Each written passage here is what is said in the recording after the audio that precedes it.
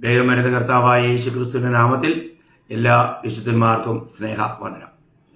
കർത്താവിൻ്റെ വലിയ കൃപയാൽ വീണ്ടും ഒരു ദിവസം കൂടി നിങ്ങളോടുകൂടെ ദൈവത്തിൻ്റെ വചനം പങ്കുവയ്ക്കുവാൻ ലഭിച്ച ഈ വിലപ്പെട്ട സമയത്തെ ഓർത്ത് കർത്താവിനെ സ്തുതിക്കുന്നു. നമ്മൾ കഴിഞ്ഞ ദിവസങ്ങളിലെല്ലാം കർത്താവുമായിട്ടുള്ള ബന്ധത്തിൽ നമ്മുടെ രക്ഷ നഷ്ടമാകുക എന്നുള്ള വിഷയത്തിൽ ഇങ്ങനെ നമ്മൾ ചിന്തിച്ച് വരികയായിരുന്നു. രക്ഷ ഒരു കാരണവശാലും നഷ്ടമാകുകയില്ല എന്നുള്ള കാര്യങ്ങൾ നമ്മൾ പഠിച്ചുകൊണ്ടിരിക്കുക. അപ്പോൾ ഇനി 1-2 ദിവസത്തെ ക്ലാസ്സുകൂടെ കഴിഞ്ഞ് ഞാൻ ഈ സബ്ജക്റ്റ് നിർത്തുവാനായിട്ട് ആഗ്രഹിക്കുക. പറയാനാണെങ്കിൽ എത്ര പറഞ്ഞാലും തീരെയാത്ത വിഷയങ്ങളാണ്. എങ്കിലും നിങ്ങൾക്ക് ഇതെല്ലാം വളരെ ലളിതമായി മനസ്സിലായി കാണുമെന്നാണ് ഞാൻ വിശ്വസിക്കുന്നത്. അപ്പോൾ അതുകൊണ്ട് ആർക്കെങ്കിലും അങ്ങനെ എന്തെങ്കിലും സംശയം ഉണ്ടെങ്കിൽ അങ്ങനെ സംശയത്തിൻ്റെ നീർച്ചുഴിയിൽ വീണ് ആരും നിരാശരാകേണ്ട ആവശ്യമില്ല. അതുകൊണ്ട് ഞാൻ അതിനെ നിങ്ങളെ ഓർപ്പിച്ചു എന്ന് മാത്രമേ ഉള്ളൂ. അപ്പോൾ വീണ്ടും ഒരിക്കൽ കൂടി ഞാൻ ഈ വിഷയത്തിൽ ഫൈനലായിട്ട് പറയാൻ ആഗ്രഹിക്കുന്നത്, പിന്നെ നമുക്ക് നഷ്ടപ്പെടാൻ കഴിയാത്ത 5 കാര്യങ്ങളും ഒപ്പം തന്നെ നഷ്ടപ്പെടുന്ന 5 കാര്യങ്ങളും എന്നുള്ള കാര്യങ്ങളോട് പറഞ്ഞ് ഈ വിഷയം അവസാനിപ്പിക്കാമെന്നാണ് ആഗ്രഹിക്കുന്നത്. അപ്പോൾ നമുക്ക് നഷ്ടപ്പെടാൻ കഴിയാത്ത 5 കാര്യങ്ങൾ, ഒപ്പം തന്നെ നഷ്ടപ്പെടുന്ന 5 കാര്യങ്ങൾ, അത് ഞാൻ ഒന്നിനോടൊന്ന് ചേർത്ത് നിങ്ങളോട് പറയാം. ആദ്യം തന്നെ ഞാൻ പറയട്ടെ, നമുക്ക് രക്ഷ നഷ്ടമാകില്ല, ഒരു കാരണവശാലും നഷ്ടമാകില്ല. ഇത് നമ്മൾ അനേക വചനങ്ങളിലൂടെ നമ്മൾ കണ്ട കാര്യമാണ്, പഠിച്ച കാര്യമാണ്. എങ്കിലും ഞാൻ ഈ വിഷയത്തിൽ ഒന്നുകൂടെ ചില വാക്യങ്ങൾ മാത്രം നിങ്ങൾ ഒന്നുകൂടെ ഓർപ്പിക്കാം. കാരണം നമ്മൾ യോഹന്നാൻ 5:24 വായിക്കുന്നത്, വിശ്വസിക്കുന്നവന് നിത്യജീവനുണ്ട്, അവൻ ന്യായവിധിയിലാകാതെ മരണത്തിൽ നിന്നും ജീവനിലേക്ക് കടന്നിരിക്കുന്നു. ഞാൻ അതിൻ്റെ അവസാന ഭാഗം വായിച്ചു. അപ്പോൾ നമ്മൾ ചിന്തിക്കുക, കർത്താവായ യേശുക്രിസ്തുവിൽ വിശ്വസിക്കുന്നതിന് നിത്യജീവനുണ്ട്. ഈ വാക്യം നമുക്ക് എത്ര പ്രാവശ്യം ആവർത്തിച്ച് നമ്മൾ വായിക്കുന്ന കാര്യമാണ്. അപ്പോൾ അവൻ ന്യായവിധിയിലാകാതെ മരണത്തിൽ നിന്നും ജീവനിലേക്ക് കടന്നിരിക്കുന്നു എന്ന് പറഞ്ഞാൽ അവൻ ഇന്ന് നിത്യജീവനിലാകുന്നു എന്ന, നിത്യജീവൻ ലഭിക്കുമെന്നല്ല, ലഭിച്ചേക്കാമെന്നുമല്ല. അപ്പോൾ നമുക്ക് ലഭിച്ചു കഴിഞ്ഞ കാര്യമാണ്, അത് ഒരു കാരണവശാലും ഇനി നഷ്ടമാകുന്നില്ല. അതേ കാര്യം തന്നെ യോഹന്നാന്റെ സുവിശേഷത്തിൽ നമ്മൾ വീണ്ടും അതിൻ്റെ 6-ാം അധ്യായം അതിൻ്റെ 37-ാം വാക്യം വായിക്കുമ്പോൾ, പിതാവ് എനിക്ക് തരുന്നതൊക്കെയും എൻ്റെ അടുക്കൽ വരും, എൻ്റെ അടുക്കൽ വരുന്നവനെ ഞാൻ ഒരു നാളും തള്ളിക്കളയുകയില്ല, ഒരു നാളും തള്ളിക്കളയുകയില്ല. ഇതാര് പറഞ്ഞതാ? കർത്താവ് പറഞ്ഞതാ. പ്രിയമുള്ളവരെ, നമുക്ക് കർത്താവിൻ്റെ അടുക്കൽ വരുവാൻ കഴിയുന്നത്, കർത്താവിൻ്റെ വചനം കേൾക്കുവാൻ കഴിയുന്നത്, കർത്താവിൻ്റെ വചനം വായിക്കുവാൻ കഴിയുന്നത്, കൂട്ടായ്മയ്ക്ക് വരുവാൻ കഴിയുന്നത്, ഇതെല്ലാം പിതാവായ ദൈവത്താൽ നമുക്ക് വേണ്ടി ചെയ്ത കാര്യങ്ങളാണ്. അങ്ങനെയുള്ള ഒരു വ്യക്തിയെ ഒരു കാരണവശാലും കർത്താവ് പറയാണ്, ഞാൻ അവരെ തള്ളിക്കളയില്ല, ഞാൻ അവരെ തള്ളിക്കളയില്ല. അതിൻ്റെ അടുത്ത് അതിൻ്റെ 39-40 വാക്യോടെ ഞാനൊന്ന് വായിക്കാം. 39-40. അവൻ എനിക്ക് തന്നതിൽ ഒന്നും ഞാൻ കളയാതെ എല്ലാം ഒടുക്കത്തെ നാളിൽ ഉയർത്തെഴുന്നേൽപ്പിക്കണം എന്നാകുന്നു എന്നെ അയച്ചവന്റെ ഇഷ്ടം. പുത്രനെ നോക്കിക്കൊണ്ട് അവനിൽ വിശ്വസിക്കുന്ന ഏവനും നിത്യജീവൻ ഉണ്ടാകണമെന്നാകുന്നു എന്റെ പിതാവിന്റെ ഇഷ്ടം. ഞാൻ അവനെ ഒടുക്കത്തെ നാളിൽ ഉയർത്തെഴുന്നേൽപ്പിക്കും. അത് കർത്താവിന്റെ നിർണയമാണ് പ്രിയമുള്ളവരെ. അപ്പൊ പിതാവിന്റെ ആഗ്രഹം, പിതാവ് പുത്രന് കൊടുത്തിട്ടുള്ളവർക്കെല്ലാവർക്കും പുത്രൻ നിത്യജീവനെ കൊടുക്കണം, അവർക്കെല്ലാവർക്കും നിത്യജീവൻ ലഭിക്കണം. അപ്പോൾ പുത്രൻ പറയുന്നു, ഞാൻ അവരെ ഉയർത്തെഴുന്നേൽപ്പിക്കും, ഞാൻ അവരെ ഒരു നാളും കൈവിടുകയില്ല, ഉപേക്ഷിക്കുകയില്ല. നമ്മൾ ചിന്തിക്കണം, ഇത് ദൈവം നമ്മളോട് വാഗ്ദത്തം ചെയ്യുന്ന കാര്യമാണ്. അതൊക്കെ നഷ്ടമാവുന്നൊക്കെ പറയുന്ന എത്ര ബാലിശമായ ചിന്തയാണ് അല്ലേ? ഇനി ഇതിനേക്കാളൊക്കെ വളരെ ശക്തമായ ഒരു വാക്യമല്ലേ നമ്മൾ യോഹന്നാൻ 10-ാം അധ്യായം അതിന്റെ 28-ാം വാക്യത്തിൽ വായിക്കുന്നത്. അവിടെ എന്താണ് കർത്താവ് പറയുന്നത്? നമുക്കതെല്ലാം വൈകാട്ടാണ് എങ്കിലും ഞാൻ ആ വചനത്തിലേക്ക് തന്നെ നോക്കി വായിക്കുന്നത്, ഞാൻ അവയ്ക്ക് നിത്യജീവൻ കൊടുക്കുന്നു, അവ ഒരു നാളും നശിച്ചു പോകുകയില്ല, ആരും അവയെ എന്റെ കയ്യിൽ നിന്നും പിടിച്ചു പറിക്കുകയുമില്ല. ഞാൻ അവർക്ക് നിത്യജീവൻ കൊടുക്കുന്നു, എന്റെ കയ്യിൽ നിന്നും ആരും പിടിച്ചു പറിക്കുകയില്ല. പ്രിയ ദൈവമക്കളെ, നമ്മളിത് കേൾക്കുമ്പോൾ നമ്മളിത് എന്താ മനസ്സിലാക്കുന്നേ? രക്ഷിക്കപ്പെട്ട ഓരോ ദൈവമക്കളും നമ്മുടെ കർത്താവിന്റെ കരങ്ങളിലാണ്. കർത്താവിന്റെ കരങ്ങളിൽ നിന്നും പിടിച്ചു പറിക്കാൻ ആർക്കെങ്കിലും കഴിയുമോ? ഇതെല്ലാം കൂടാണ്ട് തന്നെ നമുക്ക് അറിയാം, എബ്രായ ലേഖനത്തിലേക്ക് വരുമ്പോൾ വിശുദ്ധന്മാരോടുള്ള ബന്ധത്തിൽ അവരുടെ ജീവിതത്തിൽ ചിലപ്പോൾ ചില വീഴ്ചകളൊക്കെ ഉണ്ടാകുന്നതായി പ്രശ്നം. ഞാൻ പറഞ്ഞല്ലോ, അത് ദേഹീയ രക്ഷയെക്കുറിച്ചുള്ള അറിവുകേടാന്ന്. എനിവേ, എന്നാലും ഇവിടെ ദൈവവചനം പറയുന്നതിന്റെ ആ ഒരു യാഥാർത്ഥ്യം നമ്മൾ മനസ്സിലാക്കണം. എബ്രായ ലേഖനം 7-ാം അധ്യായം 25-ാം വാക്യം, ദൈവത്തോട് അടുക്കുന്നവർക്ക് വേണ്ടി പക്ഷപാതം ചെയ്യുവാൻ സദാ ജീവിക്കുന്നവനാകിയാൽ അവരെ പൂർണ്ണമായി രക്ഷിപ്പാൻ അവൻ പ്രാപ്തനാകുന്നു. കണ്ടോ, താൻ മുഖാന്തരം ദൈവത്തോട് അടുക്കുന്നവർക്ക് വേണ്ടി കർത്താവായ യേശു ക്രിസ്തുവിൽ വിശ്വസിക്കുന്ന ഏതൊരു വ്യക്തിയെയും പൂർണ്ണമായും രക്ഷിപ്പാൻ നമ്മുടെ കർത്താവ് മതിയായവനായ പ്രിയമുള്ളവരെ. നമ്മുടെ കർത്താവ് ഈ ലോകത്തിലായിരുന്നു പോലും ഏതെങ്കിലും ഒരു വ്യക്തി കർത്താവിൻ്റെ അടുക്കൽ വന്നിട്ട് ഏതെങ്കിലും ഒരു ആവശ്യമായിട്ട് വന്നിട്ട് അവർക്ക് ആ ആവശ്യം സാധിക്കാതിരുന്നിട്ടുണ്ടോ? ഒരിക്കലുമില്ല. അന്തർ വന്നെങ്കിൽ അവർക്ക് കാഴ്ച കൊടുത്തു. ഒരു കുഷ്ഠരോഗി വന്ന്, ഞാൻ ചിന്തിക്കുക ആ കുഷ്ഠരോഗിയുടെയൊക്കെ അവസ്ഥ. ഒരുവനൊരു കുഷ്ഠരോഗിയാണെങ്കിൽ അവൻ എത്ര ദുഃഖിതനായിരിക്കും അല്ലേ? നമ്മൾ ചിന്തിക്കണം. കർത്താവിനെ തൊട്ട് സൗഖ്യമാക്കുക. ഒരു കുഷ്ഠരോഗിക്ക് കുഷ്ഠം പിടിച്ചെന്നറിഞ്ഞാൽ അവൻ്റെ വേദന എത്ര ഭയങ്കരമായിരിക്കും. പുരോഹിതനെ കൊണ്ട് കാണിക്കുന്നു. പുരോഹിതൻ അവനെ കുറച്ച് 14 ദിവസത്തേക്ക് അടച്ചിടുവാൻ പറയുന്നു. അടച്ചിട്ട് കഴിയുമ്പോൾ അവനെ കുഷ്ഠൻ പടർന്നിരിക്കുന്നത് കാണുമ്പോൾ അവനെ കുഷ്ഠരോഗികൾ പാർക്കുന്ന പാളയത്തിലേക്ക് അവനെ പറഞ്ഞയക്കുന്നു. അയ്യോ, ഞാൻ എൻ്റെ ഭാര്യയെ ഒന്ന് പോയി കണ്ടോട്ടെ, എൻ്റെ മക്കളെ ഒന്ന് പോയി കണ്ടോട്ടെ എന്ന് പറഞ്ഞാലായിട്ട് അവരെ വിടുവോ? വിടത്തില്ല. എന്നാൽ നമ്മുടെ കർത്താവ് കുഷ്ഠരോഗിയെ തൊട്ട് സൗഖ്യമാക്കി. നമ്മൾ ചിന്തിക്കുക, എത്രയോ നാളുകളായിട്ട് ആ വ്യക്തിയെ ആരും തൊട്ട് കാണുകയില്ല. എന്നാൽ പ്രിയമുള്ളവരെ, നമ്മുടെ കർത്താവ് ഈ ലോകത്തിലായിരുന്നപ്പോൾ പോലും ഈ ലോകം ഏറ്റവും വെറുക്കുന്ന അറയ്ക്കുന്ന കുഷ്ഠം പിടിച്ച വ്യക്തിയെ പോലും തൊട്ട് സൗഖ്യമാക്കി. ആ കർത്താവോട് പറയുന്നേ, ഞാൻ രക്ഷിക്കുമെന്ന് പറഞ്ഞാൽ പാവകുഷ്ഠത്തിൽ നിന്നും രക്ഷിച്ച് നമ്മളെ വീണ്ടും ഏതെങ്കിലും രീതിയിൽ രക്ഷിക്കപ്പെട്ടവർക്ക് എന്തെങ്കിലും തെറ്റുണ്ടായാൽ കർത്താവ് പറയാണ്, ഞാൻ പൂർണ്ണമായി നിങ്ങളെ രക്ഷിക്കും. മാത്രമല്ല, നമ്മളെ വീണ്ടെടുത്ത നാളിൽ അല്ലെ രക്ഷിച്ച നാളിൽ തന്നെ നമുക്ക് ലഭിച്ചിരിക്കുന്ന വിശദീകരണത്തെക്കുറിച്ച് പറയുമ്പോൾ അതേ എബ്രായ ലേഖനം 10:14, ഏകയാഗത്താൽ അവൻ വിശുദ്ധീകരിക്കപ്പെടുന്നവർക്ക് സദാകാലത്തേക്കും സൽഗുണപൂർത്തി വരുത്തിയിരിക്കുന്നു. അതാണ് നമ്മൾ എപ്പോഴെങ്കിലും എന്തെങ്കിലും തെറ്റ് വന്നാൽ ഉടനെ തന്നെ അത് ഇല്ലാതാകുന്ന ഒരു അവസ്ഥയല്ല, സദാകാലത്തേക്കും സൽഗുണപൂർത്തി വരുത്തിയിരിക്കുന്നു. ഇത് എത്ര വിലപ്പെട്ട കാര്യമാണ് മക്കളെ. നമ്മളൊരു കാര്യം മനസ്സിലാക്കുക, ഞാൻ രക്ഷിക്കപ്പെട്ടു എന്ന് പറയുമ്പോൾ, അല്ല ഞാൻ വീണ്ടും ജനിച്ചു എന്ന് പറയുമ്പോൾ, അല്ല എനിക്ക് പാപക്ഷമ ലഭിച്ചു എന്ന് പറയുമ്പോൾ യഥാർത്ഥത്തിൽ അവിടെ എന്താ സംഭവിച്ചേ? ഞാൻ അവിടുത്തെ പുത്രനായി തീർന്നു, ഞാൻ അവിടുത്തെ മകനായി തീർന്നു. ഇതൊരു ജനനമല്ലേ സംഭവിച്ചത് പ്രിയമുള്ളവരെ? ഈ ജനനത്താൽ നമ്മൾ ആരായി തീർന്നു? ദൈവത്തിന്റെ മക്കളായി തീർന്നു. ദൈവത്തിന്റെ മക്കളായി തീർന്ന നാം വീണ്ടും ഏതെങ്കിലും നിലയിൽ എന്തെങ്കിലും ഒരു തെറ്റ് വന്നപ്പോൾ മക്കളല്ലാതായി തീരുമെന്നാണോ? അങ്ങനെയാകുമോ? ഒരിക്കലുമില്ല പ്രിയമുള്ളവരെ. അത് നമ്മുടെ അജ്ഞത കൊണ്ട് മാത്രമാണ്. അപ്പോൾ നമ്മൾ യഥാർത്ഥമായും അതിന്റെ അർത്ഥം നമ്മൾ ദൈവമക്കളാണെങ്കിൽ നമ്മുടെ ജീവിതം എത്രമാത്രം ശ്രേഷ്ഠമായിരിക്കും. ഒരു വിശുദ്ധൻ എന്ന് പറഞ്ഞാൽ അവൻ എപ്പോഴും വിശുദ്ധിയിൽ ജീവിക്കുന്നതായിരിക്കും. അതുപോലെയല്ലേ ഒരു ദൈവഭജൻ എന്ന് പറയുമ്പോൾ അവൻ എത്രമാത്രം ഉന്നത നിലവാരത്തിൽ ജീവിക്കേണ്ടവനാണ്. അവൻ ആത്മാവിനെ അനുസരിച്ച് ജീവിക്കേണ്ടവനാണ്. അപ്പോൾ യഥാർത്ഥത്തിൽ രക്ഷിക്കപ്പെട്ട, യഥാർത്ഥത്തിൽ വീണ്ടും ജനിച്ച, യഥാർത്ഥത്തിൽ ദൈവവൈതലായി തീർന്ന ഒരു വ്യക്തി അവൻ പാപത്തിൽ ജീവിക്കുന്നില്ല.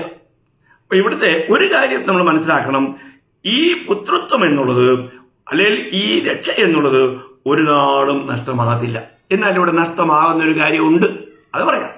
അതാ ഞാൻ പറഞ്ഞേ, ഒരിക്കലും നഷ്ടമാകാത്തതും എന്നാൽ നഷ്ടപ്പെടാവുന്നതുമായ കാര്യം. ഇവിടെ നഷ്ടപ്പെടുന്ന ഒരു കാര്യമുണ്ട്. അതെന്താ അറിയാമോ? രക്ഷയല്ല, രക്ഷയുടെ സന്തോഷം നഷ്ടമാകാം. രക്ഷയുടെ സന്തോഷം നഷ്ടമാകാം. ചിലര് രക്ഷിക്കപ്പെട്ട ശേഷം പാപം ചെയ്ത് ആ പാപത്തിൽ തുടർന്നുകൊണ്ടിരിക്കുമ്പോൾ അവരിലുള്ള ആ രക്ഷയുടെ സന്തോഷം അവരിൽ കാണാൻ പറ്റിയില്ല. അതൊരു ഭയങ്കര അനുഭവമാണ്. നമ്മൾ മനസ്സിലാക്കണം.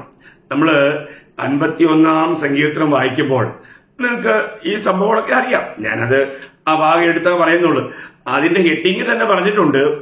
പിന്നെ അവൻ ബത്ശേബയുടെ അടുക്കൽ ചെന്നപ്പോൾ നാഥാൻ പ്രവാചകൻ അവന്റെ അടുക്കൽ വന്നപ്പോൾ ചമച്ചതെന്ന. അപ്പോൾ ബത്ശേബയുമായിട്ടുള്ള പാപത്തിൽ വീണ് കഴിഞ്ഞപ്പോൾ ഈ പാപം ദാവീദ് അനേക നാളുകൾ മറച്ചു വെച്ചു. അങ്ങനെ മറച്ചു വെച്ച ദാവീദിന്റെ അടുക്കൽ നാഥാൻ പ്രവാചകനെ വിട്ട് ഈ കാര്യങ്ങൾ ഓർപ്പിച്ചപ്പോൾ കർത്താവിന്റെ സന്നിധിയിൽ ദാവീദ് തന്റെ കുറ്റങ്ങൾ സമ്മതിച്ചു. എന്നാൽ ഒരു കാര്യം മനസ്സിലാക്കുക, ഈ ദാവീദ് ഇത് മറച്ചു വെച്ച് ജീവിച്ച കാലത്തോളം ദാവീദ് ഒരു കാര്യം നഷ്ടമായിരുന്നു. അത് ദാവീദോട് ഏറ്റു പറയുന്നുണ്ട്. എവിടെയാ? അതേ 51 സങ്കീർത്തനം 12 വാക്യം. അവിടെ വായിക്കുന്നത്, നിന്റെ രക്ഷയുടെ സന്തോഷം എനിക്ക് തിരികെ തരണമേ. കണ്ടോ? എന്താ പറയുന്നേ? നിന്റെ രക്ഷയുടെ ആ സന്തോഷം എനിക്ക് തിരികെ തരണമേ. അവൻ തന്റെ തെറ്റുകൾ, തന്റെ കുറവുകൾ ദൈവത്തിന്റെ സന്നിധിയിൽ ഏറ്റു പറഞ്ഞു. ദൈവമക്കളെ, നിങ്ങൾക്ക് ഇന്ന് യഥാർത്ഥമായ രക്ഷയുടെ സന്തോഷം അനുഭവിക്കാൻ കഴിയുന്നുണ്ടോ? രക്ഷയുടെ സന്തോഷം എന്ന് പറഞ്ഞാൽ നമ്മൾ ഒരിക്കലും നമുക്ക് പറഞ്ഞു വർണ്ണിച്ച് തീർക്കാൻ കഴിയാത്ത സന്തോഷമാണ്. ആ സന്തോഷത്തിലാണ് നമ്മുടെ ഓടി നടന്നത് എല്ലാവരോടും സുവിശേഷം പറയുന്നത്. എന്നാൽ ഇന്ന് അനേകരുടെ ജീവിതത്തിലും അങ്ങനെ ഈ കർത്താവിനെ പങ്കുവെക്കുവാനോ സുവിശേഷം അറിയിക്കാനോ തക്കവണ്ണം ഉള്ള ആ ഒരു സന്തോഷമില്ല. നമുക്ക് ലഭിച്ചത് മറ്റുള്ളവരുമായിട്ട് പങ്കുവെക്കുമ്പോഴാണ് നമ്മുടെ സന്തോഷം പൂർണ്ണമാകുന്നത്. അത് നിങ്ങൾക്ക് അറിയാലോ. അപ്പോൾ യഥാർത്ഥത്തിൽ രക്ഷിക്കപ്പെട്ട ഒരു വ്യക്തിയുടെ സന്തോഷം പൂർണ്ണമാകുന്നത് മറ്റുള്ളവരുമായിട്ട് പങ്കുവെക്കുമ്പോഴാണ്. എന്നാൽ ഇന്ന് അനേക വിശുദ്ധന്മാർക്കും ഇത് പങ്കുവെക്കുവാൻ കഴിയുന്നില്ല. കാരണം അവരെവിടെയോ ചതിയിൽപ്പെട്ടിരിക്കുക. നമുക്കറിയാമല്ലോ, നമ്മൾ കൊരിന്ത്യ ലേഖനം 1 കൊരിന്ത്യയിലും 2 കൊരിന്ത്യയിലും വായിക്കുന്ന ഒരു വിദ്വാനുണ്ട്. തന്റെ പിതാവിന്റെ ഭാര്യ അല്ലെങ്കിൽ രണ്ടാനമ്മ എന്ന് പറയാം, അങ്ങനെയുള്ള ഒരു ആയിട്ടുള്ള അവിഹിത ബന്ധം. ആ ബന്ധത്തിൽ ജീവിച്ചപ്പോൾ അവൻ എന്ത് സംഭവിച്ചു? 2 കൊരിന്ത്യർ 2 അധ്യായം അതിന്റെ 2 കൊരിന്ത്യർ 2 5 മുതൽ 7 വരെയുള്ള വാക്യം ഞാനത് വായിക്കാം. അവൻ എന്നെ ദുഃഖിപ്പിച്ചുവെങ്കിൽ അവൻ എന്നെയും ഒരു വിധത്തിൽ ഞാൻ കണക്കിലേറെ പറയരുതല്ലോ. നിങ്ങളെ എല്ലാവരെയും ദുഃഖിപ്പിച്ചിരിക്കുന്നു. അവന് ഭൂരിപക്ഷത്താൽ ഉണ്ടായ ഈ ശിക്ഷ മതി. അവൻ അതിദുഃഖത്തിൽ മുങ്ങിപ്പോകാതിരിക്കേണ്ടതിന് നിങ്ങൾ അവനോട് ക്ഷമിക്കുകയും അവനെ ആശ്വസിപ്പിക്കുകയും തന്നെ വേണം. അതുകൊണ്ട് നിങ്ങളുടെ സ്നേഹം അവന് ഉറപ്പിച്ചു കൊടുപ്പാൻ ഞാൻ നിങ്ങളോട് അപേക്ഷിക്കുന്നു. അപ്പൊ ഇവിടെ ദാവീദ് പൗലോസ് കൊരിന്ത് സഭയോട് പറയുന്ന കാര്യം, ഇനിയും അവൻ അങ്ങനെയുള്ള ആ രക്ഷയുടെ സന്തോഷമില്ലാത്ത അനുഭവത്തിൽ ദുഃഖിതനായി കഴിയണ്ട. നിങ്ങൾ അവരെ കൈക്കൊള്ളുക. അവനെ കൈക്കൊണ്ട് നിങ്ങൾ അവന് സ്നേഹം കൊടുത്ത് അവനെ ഉദ്ധരിക്കണം എന്നുള്ള രീതിയിൽ പറയുക. അപ്പൊ പറയുന്ന സാരം, പാപത്തിൽ ജീവിക്കുന്ന, പാപം മറച്ചു വെച്ച് ജീവിക്കുന്ന ഒരു വ്യക്തിക്ക് ഒരിക്കലും ആത്മീയ സന്തോഷത്തിൽ തുടരുവാനായിട്ട് കഴിയുകയില്ല. അപ്പം നമ്മുടെ ജീവിതത്തിൽ ഇന്ന് നമുക്ക് യഥാർത്ഥമായിട്ടുള്ള ആത്മീയ സന്തോഷം അനുഭവിക്കാൻ കഴിയുന്നുണ്ടോ? കർത്താവിലായിത്തീരുന്ന എല്ലാ വിശുദ്ധന്മാർക്കും ദൈവം കൊടുക്കുന്ന ഒരു ശ്രേഷ്ഠമായ അനുഭവമാണ് ഈ സന്തോഷം. നമ്മൾ യോഹന്നാന്റെ സുവിശേഷം 15 അധ്യായം 11 വാക്യത്തിൽ വായിക്കുന്നത്, എന്റെ സന്തോഷം നിങ്ങളിൽ ഇരിപ്പാൻ, നിങ്ങളുടെ സന്തോഷം പൂർണ്ണമാകുവാൻ ഞാനിത് നിങ്ങളോട് സംസാരിച്ചിരിക്കുന്നു. അപ്പോൾ എന്റെ സന്തോഷമാണ് നിങ്ങളിൽ ഇരിക്കേണ്ടത്. ദൈവത്തിന്റെ ദിവ്യ സന്തോഷം. നമ്മൾ ദൈവത്തിന്റെ ദിവ്യ സന്തോഷം അനുഭവിക്കുന്ന പാത്രങ്ങളാണ്. ദൈവം തരുന്നതാ. ദൈവം തരുന്ന ഈ സന്തോഷം അതിന്റെ 16:22 അവസാനം വായിക്കുമ്പോൾ 16:22 സ്തോത്രം 22, നിങ്ങളുടെ സന്തോഷം ആരും നിങ്ങളിൽ നിന്നും എടുത്തു കളയുകയില്ല. അതിന്റെ അവസാന ഭാഗം കേട്ടോ. യോഹന്നാൻ 16:22 അവസാനം ബി പാർട്ട്. നിങ്ങളുടെ സന്തോഷം ആരും നിങ്ങളിൽ നിന്നും എടുത്തു കളയുകയില്ല. ഉണ്ടോ? അതില്ലേ സത്യം. നമുക്ക് നഷ്ടപ്പെടുത്താം, എന്നാൽ ആർക്കും എടുത്തു കളയാൻ കഴിയില്ല.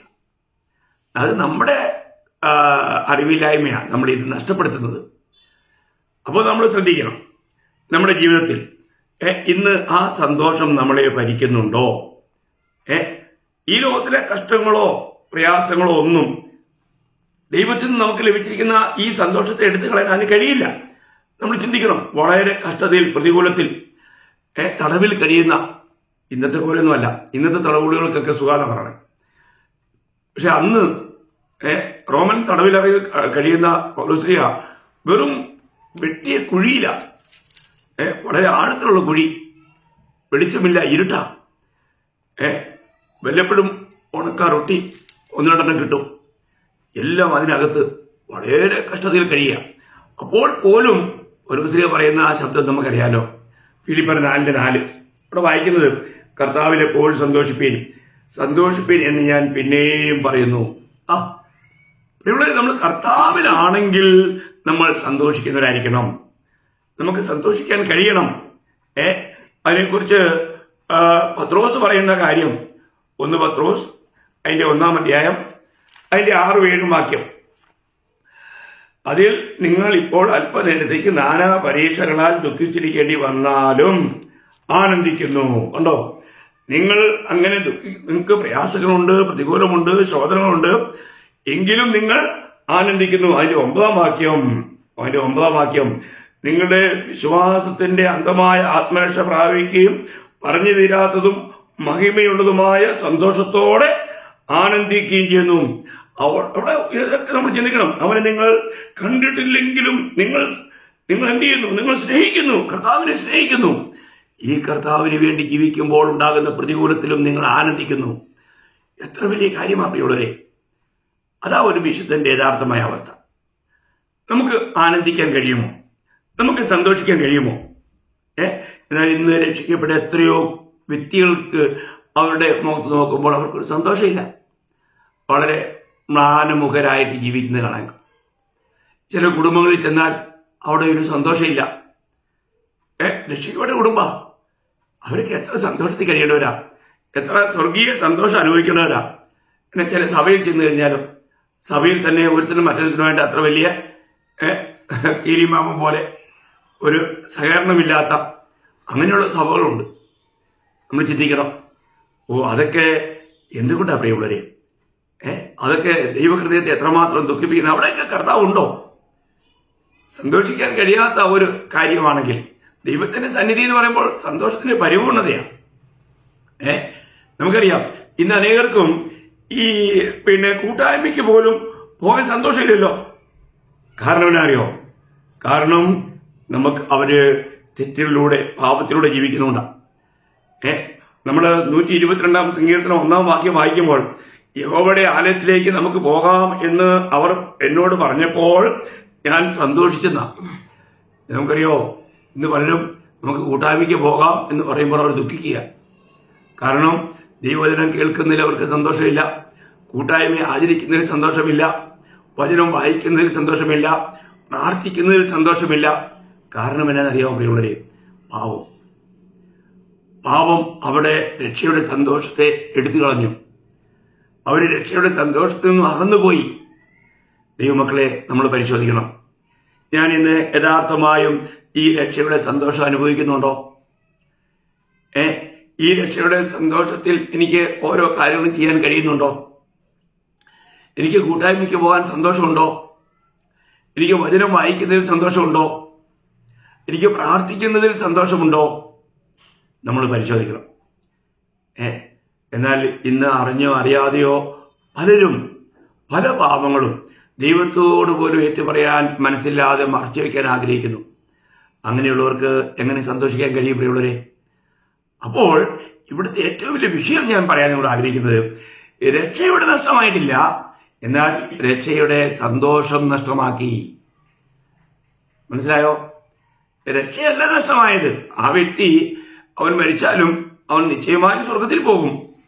പക്ഷേ അവന്റെ ആ സന്തോഷം അവന് അനുഭവിക്കാൻ കഴിഞ്ഞില്ല. അവൻ ആ രക്ഷയുടെ സന്തോഷത്തിൽ മുന്നോട്ട് പോകാൻ കഴിഞ്ഞില്ല. ദൈവമക്കളെ, ഇത് നമ്മൾ വളരെ സൂക്ഷിക്കണം. നമ്മുടെ ജീവിതത്തിൽ നമ്മൾ ക്രിസ്തുവിലായപ്പോൾ നമുക്ക് നിത്യജീവൻ ലഭിച്ചു കഴിഞ്ഞു. നാം നിത്യജീവനിലാണ്. എന്നാൽ ആ രക്ഷയുടെ യഥാർത്ഥമായ സന്തോഷം പലരെയും ഭരിക്കുന്നില്ല എന്ന് നമുക്ക് കാണാൻ കഴിയും. അത് അനേക വിശുദ്ധന്മാരിൽ നിന്ന് നമുക്ക് കാണാൻ കഴിയുന്ന കാര്യമാണ്. അപ്പോൾ എന്നെ കേൾക്കുന്ന പ്രിയമുള്ളവർ, ഈ ഒരു കാര്യം ശ്രദ്ധിക്കുക. നിങ്ങൾ ഇന്ന് യഥാർത്ഥമായും രക്ഷയുടെ സന്തോഷത്തിലാണോ? ഈ രക്ഷകനെ കുറിച്ച് മറ്റുള്ളവരോട് പറയാൻ കഴിയുന്നുണ്ടോ? അതോ കഷ്ടങ്ങളെയും പ്രതികൂലങ്ങളെയും ചിന്തിച്ച് നിങ്ങൾ മാറിയിരിക്കുകയാണോ? അതിൻ്റെ അർത്ഥം എവിടെയെങ്കിലും ഈ പാവമെന്ന കീടനാശിനി നിങ്ങളുടെ ജീവിതത്തിൽ പ്രവർത്തിച്ചിട്ടുണ്ട്. ഈ കീടം നിങ്ങളിൽ പ്രവർത്തിച്ചിട്ടുണ്ട്. അത് നമ്മൾ ശ്രദ്ധിക്കണം. അപ്പോൾ ശ്രദ്ധിക്കുക. അപ്പോൾ ഒന്ന്, ഇവിടുത്തെ വിഷയം നമ്മുടെ രക്ഷയല്ല നഷ്ടപ്പെട്ടത്, രക്ഷയുടെ സന്തോഷം നഷ്ടപ്പെടാം. ഇന്നെനിക്ക് ഞാൻ യഥാർത്ഥമായ രക്ഷിക്കപ്പെട്ട വ്യക്തിയാവുമ്പോൾ ആ രക്ഷയുടെ സന്തോഷത്തിൽ നിലനിൽക്കുവാൻ എനിക്ക് കഴിയുന്നുണ്ടോ എന്ന് നമ്മൾ പരിശോധിക്കണം. രണ്ടാമത് ഞാൻ നിങ്ങളോട് പറയാൻ ആഗ്രഹിക്കുന്നത് ദൈവത്തിൻ്റെ കൃപയും ദൈവത്തിൻ്റെ ദാനങ്ങളുമാണ്. അപ്പോൾ ദൈവത്തിൻ്റെ ദാനങ്ങൾ ഒരിക്കലും നഷ്ടമാകുന്നില്ല, എന്നാൽ കൃപ നഷ്ടമാക്കാം. ഇന്ന് അനേക വിശുദ്ധന്മാരുടെ ജീവിതത്തിലും അവർ കൃപ നഷ്ടമാക്കി എന്ന് കാണാൻ കഴിയും. അപ്പോൾ നമുക്കറിയാം, നമുക്ക് രക്ഷാദാനമാണ്. നമ്മൾ വെളിപ്പാട് പുസ്തകം 7-ാം അധ്യായം 10-ാം വാക്യത്തിൽ വായിക്കുന്നുണ്ട്, രക്ഷ നമ്മുടെ ദൈവത്തിൻ്റെ ദാനം. അപ്പോൾ ഈ രക്ഷ ഒരിക്കലും, അതേ കാര്യം തന്നെ എഫേസ്യർ 2:8 വായിക്കുന്നുണ്ടല്ലോ, നമുക്ക് രക്ഷാദാനമായി ലഭിച്ചതാണ്. അതൊരിക്കലും നഷ്ടമാകുന്നില്ല. എന്നാൽ നമുക്ക് കൃപ നഷ്ടമാകാം. എങ്ങനെയാണ് കൃപ നഷ്ടമാകുന്നത്? അതിനെക്കുറിച്ച് ഞാൻ ചില 1-2 വാക്യങ്ങൾ വായിക്കാം. അവിടെ കർത്താവിൻ്റെ ശ്രേഷ്ഠദാസൻ കൊരിന്ത്യരോട് പറയുമ്പോൾ 2 കൊരിന്ത്യർ 6-ാം അധ്യായം 1-ാം വാക്യത്തിൽ പറയുന്നുണ്ട്, നിങ്ങൾക്ക് ദൈവത്തിൻ്റെ കൃപ ലഭിച്ചത് വ്യർത്ഥമായി തീരരുത് എന്ന് ഞങ്ങൾ സഹപ്രവർത്തകരായി നിങ്ങളെ പ്രബോധിപ്പിക്കുന്നു. അപ്പോൾ നിങ്ങൾക്ക് ലഭിച്ച ദൈവത്തിൻ്റെ കൃപ എന്ത് ചെയ്യരുത്? വ്യർത്ഥമായി പോകരുത്. വ്യർത്ഥമായി പോകുന്ന പറഞ്ഞാൽ നഷ്ടമാക്കല്ല്, നഷ്ടമാകാമെന്നാണ് അതിനർത്ഥം. എങ്ങനെയാണ് നഷ്ടമാകുന്നത്? അത് ഗലാത്യ ലേഖനത്തിൽ പൗലോസ് വളരെ സ്പഷ്ടമായിട്ട് പറയുന്നുണ്ട്. ഗലാത്യ ലേഖനം അതിൻ്റെ 5-ാം അധ്യായം 4-ാം വാക്യം, ന്യായപ്രമാണത്താൽ നീതീകരിക്കപ്പെടുവാൻ ഇച്ഛിക്കുന്ന നിങ്ങൾ ക്രിസ്തുവിനോട് വേർപെട്ടുപോയി, നിങ്ങൾ കൃപയിൽ നിന്നും വീണുപോയി. കണ്ടോ? മനസ്സിലായോ? രക്ഷിക്കപ്പെട്ട നമ്മൾ വീണ്ടും ന്യായപ്രമാണപ്രകാരം നമ്മുടെ പ്രവർത്തികളാൽ നീതീകരിക്കുവാനായിട്ട്, വീണ്ടും നീതീകരിക്കപ്പെടുവാനായിട്ട് ആഗ്രഹിച്ചുകൊണ്ട് ചില ദുരുപദേശകരുടെ ദുരുപദേശത്തിൽപ്പെട്ട് വഞ്ചിക്കപ്പെടുന്നു. യഹൂദ ക്രിസ്ത്യാനികൾ എന്ന് പറയുന്ന ഒരു ഗ്രൂപ്പുണ്ട്. അവര് രക്ഷിക്കപ്പെട്ടിട്ട് പറയുന്നത്, നിങ്ങൾ എന്ത് ചെയ്യണം? നിങ്ങൾക്ക് പരിച്ഛേദന ഏൽക്കണം. അപ്പം പരിച്ഛേദന സിദ്ധാന്തം കൊണ്ടുവന്നിട്ട് അതിലൂടെ ഭയപ്പെടുത്തി അറിവില്ലാത്ത പലരും പോയി പരിച്ഛേദന ഏറ്റിട്ട് അവർ വീണ്ടും ന്യായപ്രമാണത്തിലേക്ക് വലിച്ചെടുക്കുന്ന ഒരു അനുഭവം. അങ്ങനെയുള്ളവർക്ക് സംഭവിക്കുന്നത് എന്തുവാ? അവർ കൃപ വ്യർത്ഥമാക്കുക. അവർ കൃപയിൽ നിന്നും വീണുപോയെന്ന. നോക്കണേ, കൃപയിൽ നിന്നും വീണുപോകാമെന്ന ഒരവസ്ഥ. അതേ കാര്യം തന്നെ നമ്മൾക്ക് എബ്രായ ലേഖനത്തിലേക്ക് വരുമ്പോൾ അതിൻ്റെ 12-ാം അധ്യായം 15-ാം വാക്യം വായിക്കുമ്പോൾ അവിടെയും വായിക്കുന്നുണ്ട്, ആരും ദൈവകൃപ വിട്ട് പിന്മാറുകയും വല്ല കയ്പുള്ള വേരും മുളച്ച് കലക്കമുണ്ടാക്കി അനേകർക്ക് അതിനാൽ മലിനപ്പെടുകയും അനേകർ അതിനാൽ മലിനപ്പെടും. എങ്ങനെയാ? കൃപയിൽ നിന്നും അവരകലുന്നു. എങ്ങനെയാ? അവര് കയ്പ്, വിദ്വേഷം, ഇതെല്ലാം നമ്മുടെ ഉള്ളിൽ മുളയ്ക്കാൻ ഇടയാക്കുക. നോക്കണം, ഇതിലൂടെ നമ്മൾ എന്ത് ചെയ്യുക? നമ്മൾ ഈ കൃപയിൽ നിന്നും വീണു പോകുകയാണ്. പ്രിയമുള്ളവരെ, നമ്മുടെ ഉള്ളിൽ നമ്മൾ ഒരിക്കലും മറ്റുള്ളവരെ കുറിച്ചുള്ള വിദ്വേഷമോ പകയോ പിണക്കമോ ഒന്നും വരാൻ നമ്മൾ അനുവദിക്കാൻ പാടില്ല. നമ്മുടെ ആത്മീയ യുദ്ധത്തിൽ നമ്മുടെ ഹൃദയത്തിൽ ഉണ്ടാകുന്ന വിചാരങ്ങളെയെല്ലാം ദൈവത്തിന് വിരോധമായി വരുന്നവയെ പിടിച്ചടക്കുവാനായിട്ട് നമുക്ക് ഓരോ ദിവസവും നമ്മൾ ആത്മശക്തി പ്രാപിച്ച് ആത്മനിറവിൽ ജീവിക്കേണ്ടവരാണ് നാം. എന്നാൽ അങ്ങനെയല്ലാതെ വരുമ്പോൾ അവര് കൃപയിൽ നിന്നും വീണുപോകാനിടയാവും. അവിടെ കൃപയിൽ നിന്നും വീണുപോകുന്ന ഒരു അനുഭവത്തെക്കുറിച്ചാണ് ഇവിടെ ലേഖകൻ പറയുന്നത്. നമ്മൾ ചിന്തിക്കണം.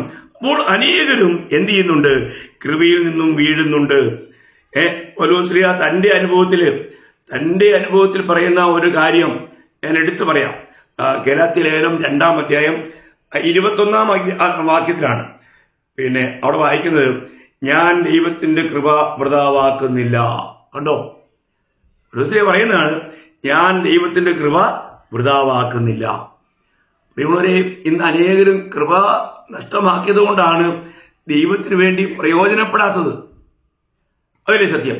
നമ്മൾ കർത്താവിന് വേണ്ടി വിളിക്ക് വാങ്ങപ്പെട്ടവരാണെന്ന് നമുക്കറിയാം. എന്നാൽ കർത്താവിന് വേണ്ടി പ്രയോജനപ്പെടുന്നുണ്ടോ? ഇന്നത്തെ തലമുറയിൽ അനേക വിശുദ്ധന്മാരും അനേക വിശ്വാസികളും അവർ കർത്താവിന് വേണ്ടി പ്രയോജനപ്പെടുന്നില്ല. അവര് കർത്താവിന്റെ പേര് ചെയ്യുന്നില്ല, കർത്താവിന്റെ സാക്ഷ്യം വഹിക്കുന്നില്ല.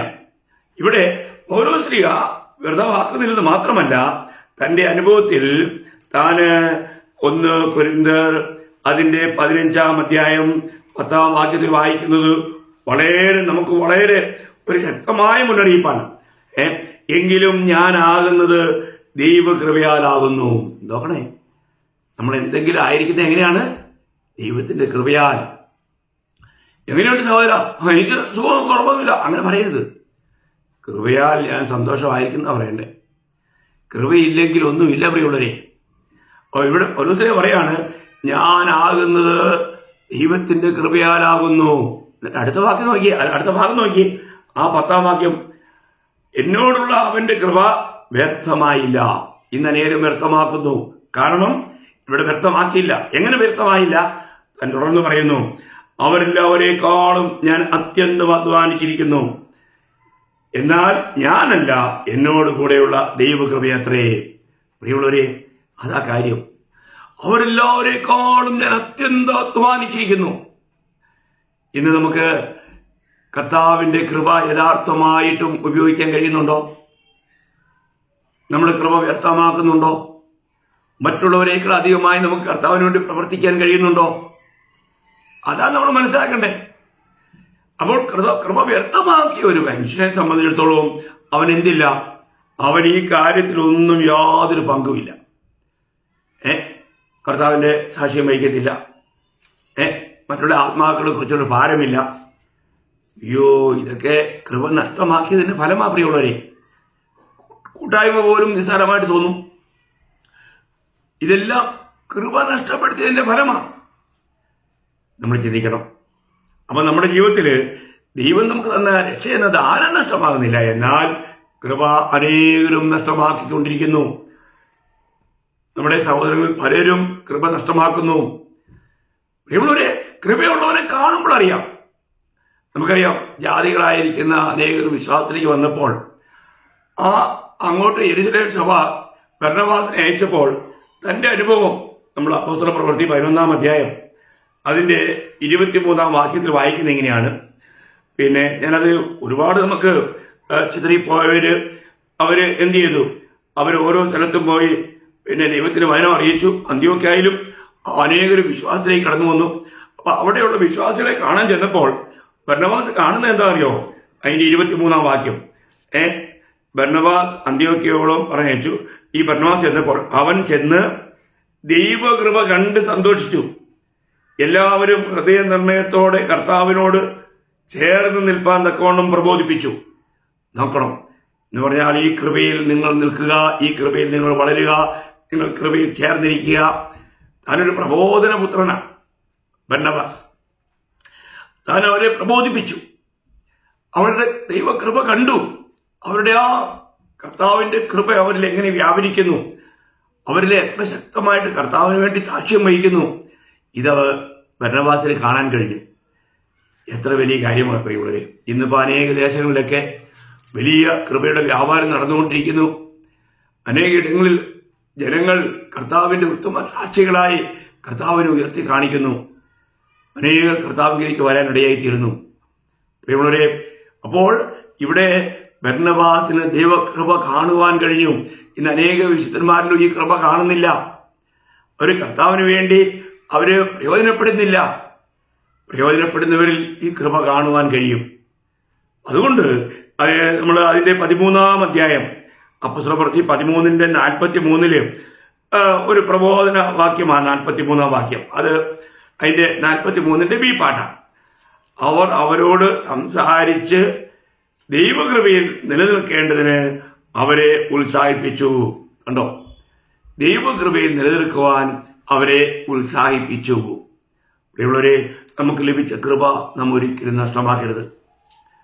അപ്പോൾ ദാനം നഷ്ടമാകത്തില്ല, എന്നാൽ കൃപ നഷ്ടമാക്കാം. നമ്മളിൽ നിന്നും കൃപ നഷ്ടമാകുന്ന അനുഭവത്തിലേക്ക് അനേകർ വീണുകൊണ്ടിരിക്കുക. അപ്പോൾ കൃപ നഷ്ടമാകാതെ നമ്മൾ സൂക്ഷിക്കണം. നമ്മൾ ന്യായപ്രമാണത്തിലേക്കല്ല പോകണ്ടേ, നമ്മുടെ നീതിപ്രവൃത്തികളിലൂടെ അല്ല നീതീകരിക്കപ്പെടുന്നേ, കർത്താവിലുള്ള വിശ്വാസത്താലാണ്. അപ്പം നമുക്ക് ലഭിച്ച കൃപ നമ്മൾ നഷ്ടമാക്കാതെ നമ്മളെ വിളിച്ച നമ്മുടെ യജമാനൻ, നമ്മുടെ കർത്താവ്, ആ കർത്താവിൻ്റെ ഉത്തമ സാക്ഷിയാകുവാൻ നമുക്ക് കഴിയണം. അപ്പോൾ ഞാൻ ഇന്ന് നിങ്ങളോട് ഈ 2 കാര്യങ്ങളെ പറയുന്നുള്ളൂ. ഒന്ന്, രക്ഷ നഷ്ടപ്പെടുകയില്ല, എന്നാൽ അതേ സമയത്ത് രക്ഷയുടെ സന്തോഷം നഷ്ടപ്പെടാം. 2, കൃപ നഷ്ടമാകാം, എന്നാൽ ദാനം നഷ്ടമാകുന്നില്ല. അപ്പോൾ ഇത് നമ്മൾ വളരെ വ്യക്തമായി മനസ്സിലാക്കുക. എന്താണ് നഷ്ടപ്പെടുന്നത്, എന്താണ് നഷ്ടപ്പെടാത്തത്. അപ്പോൾ നമ്മുടെ ജീവിതത്തിൽ അങ്ങനെ ഒരു നഷ്ടപ്പാടുണ്ടായിട്ടുണ്ടെങ്കിൽ അതിനെ നമ്മൾ തിരികെ പിടിച്ച് ആ നഷ്ടത്തെ നമ്മൾ പരിഹരിച്ച് മുന്നോട്ട് പോകുവാൻ നമ്മൾ ശ്രമിക്കണം. ഓരോ ദിവസവും നമുക്ക് രക്ഷയുടെ സന്തോഷം നഷ്ടമായെങ്കിൽ നമ്മുടെ തെറ്റുകളെ നമ്മൾ തുറന്ന് ദൈവത്തോട് പറഞ്ഞ് ദൈവമായി നിരപ്പ് പ്രാപിച്ച് ആ സന്തോഷത്തിൽ നിൽക്കണം. നമുക്ക് കൃപ നഷ്ടമായിട്ടുണ്ടെങ്കിൽ നമുക്ക് നമ്മുടെ ജീവിതത്തിൽ വന്നിരിക്കുന്ന തെറ്റായ ഉപദേശങ്ങളെ ദൂരീകരിച്ചുകൊണ്ട് ആ കർത്താവിൻ്റെ കൃപ വ്യർത്ഥമായി പോകാതെ കർത്താവിനെ ഉയർത്തി കാണിപ്പാൻ, കർത്താവിൻ്റെ സാക്ഷിയായി ജീവിപ്പാൻ, കർത്താവിൻ്റെ സ്വന്തം വരുത്തുന്നവരായി ജീവിപ്പാൻ നമുക്ക് കഴിയണം. അങ്ങനെ നമ്മൾ ജീവിച്ചാൽ നമ്മുടെ ജീവിതം ധന്യമാകും. ഇനിയും ചില കാര്യങ്ങൾ ഞാൻ നാളത്തെ നിങ്ങളോട് പറയാം. ഞാൻ സമയം ഏതാണ്ട് തീർന്നതുകൊണ്ട് ഇവിടെ അവസാനിപ്പിക്കുകയാണ്. നിശ്ചയമായിട്ടും നിങ്ങളിതൊക്കെ വളരെ ഗൗരവമായിട്ട് കാണണമേ, ശ്രദ്ധിച്ച് കേൾക്കണമേ, വളരെ മനസ്സിലേക്ക് എത്തി ധ്യാനിക്കണം. ദൈവത്തിൻ്റെ ഓരോ വചനങ്ങളും, ദൈവം നമ്മളോട് തരുന്ന വചനം, ദൈവം നമുക്ക് തരുന്ന വചനം, അത് നമ്മൾ ശരിക്കും ശോധന ചെയ്യണം, അത് നമ്മൾ മനസ്സിലാക്കണം. അങ്ങനെ കർത്താവിൻ്റെ വചനത്തിൽ നിലനിന്ന് നമ്മുടെ കർത്താവിൻ്റെ വരവിന് വേണ്ടി ഒരുങ്ങി കാത്തിരിപ്പാൻ കർത്താവ് എല്ലാ വിശുദ്ധന്മാരെയും സഹായിക്കട്ടെ. എല്ലാവർക്കും ദൈവത്തിൻ്റെ കൃപ ധാരാളമായി ലഭിക്കാനിടയാകട്ടെ. കർത്താവിന് മാത്രം എല്ലാ ഇപ്പോഴും മാത്രം ഉണ്ടാകട്ടെ. ആമേൻ.